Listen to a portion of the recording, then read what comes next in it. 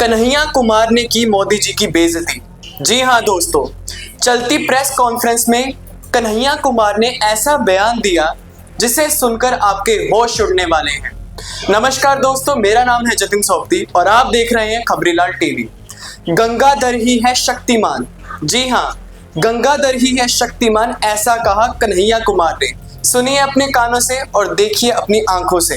यह जो भारत जोड़ो न्याय यात्रा है, इस न्याय यात्रा में प्रमुखता से हम लोग 5 तरह के न्याय की बात कर रहे हैं। युवाओं का न्याय, हिस्सेदारी का न्याय, नारी का न्याय, किसानों का न्याय और श्रमिकों का न्याय। अगर हम इस 5 तबके को लेकर के देखें तो हमको ये देखना पड़ेगा कि देश में एक अजीबोगरीब स्थिति बनी हुई है। स्थिति ये है, अभी कल ही आप लोगों ने सुना होगा कि माननीय सुप्रीम कोर्ट ने इलेक्टोरल बॉन्ड को कैंसिल कर दिया। और इलेक्टोरल बॉन्ड जब आया था तब राहुल जी ने इसके ऊपर सवाल उठाया। उन्होंने कहा कि ये इस देश में चोरी को कानूनी दर्जा, चोरी को कानूनी रूप देने के लिए लाया गया है। मतलब सीधा का सीधा इसका हिसाब ये है कि तुम मुझे चंदा दो, मैं तुम्हें धंधा दूंगा। मतलब चुनाव लड़ने के लिए बड़े बड़े धन्ना सेठों से चंदा लेना है और जब चुनाव जीत जाएंगे तब देश का धंधा पानी जो है उनको हैंडओवर कर देना है। और ये जो मॉडल है, यही मॉडल है मोदानी का मॉडल। मोदानी कहने का मतलब मोदी जी और अदानी जी एक ही हैं, वो अलग अलग नहीं हैं। गंगाधर ही शक्तिमान है, दोनों एक ही हैं। उनका काम है आर्थिक फ्रंट पे अदानी जी का लूटना और इनका काम है राजनीतिक फ्रंट पे देश को गुमराह करना, देश को भटकाना।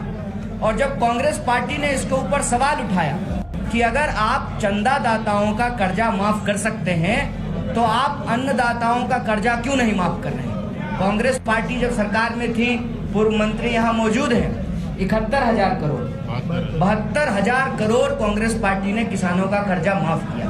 और आज जब किसान एमएसपी की मांग कर रहे हैं, जो वादा किया था सरकार के साथ, जो किसान आंदोलन हो रहा था, सरकार के साथ समझौता हुआ, सरकार ने वादा किया कि हम एमएसपी को कानूनी दर्जा देंगे।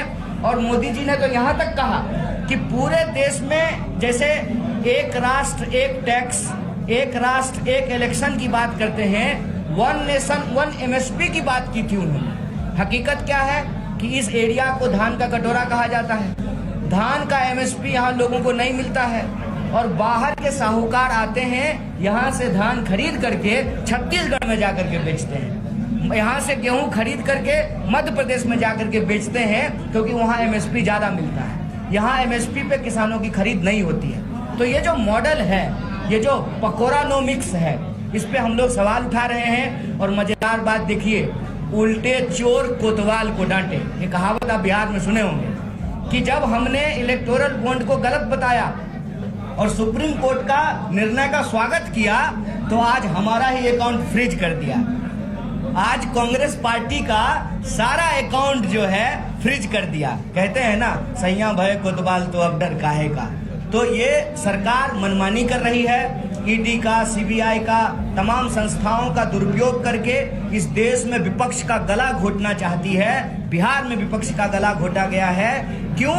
क्योंकि इस देश के आम लोगों के न्याय के लिए, इस देश के युवाओं के लिए, किसानों के लिए, महिलाओं के लिए, शोषितों, वंचितों, गरीबों के लिए लोकतंत्र में उनकी आवाज समाप्त कर दिया जाए, उनके अधिकार समाप्त कर दिया जाए। इसीलिए यह भारत जोड़ो न्याय यात्रा न्याय की यात्रा है। न्याय की पुनर्स्थापना करके इस देश को हम जोड़ करके रखेंगे। नफरत को हरा करके, अन्याय को हरा करके हम लोग न्याय की मशाल जो है जलाए रखेंगे। तो मैं देश के और बिहार के सभी युवाओं से अपील करता हूं कि आप भारत जोड़ो न्याय यात्रा से जुड़िए। अपने रोजी रोजगार के लिए, अपने हक के लिए आप न्याय योद्धा बनिए। बहुत बहुत धन्यवाद। तो दोस्तों, कन्हैया कुमार के ऐसा कहने के ऊपर आपकी क्या है राय, कमेंट बॉक्स में जरूर बताएं। मेरा नाम है जतिन सोपती और आप देख रहे थे खबरीलाल टीवी। धन्यवाद।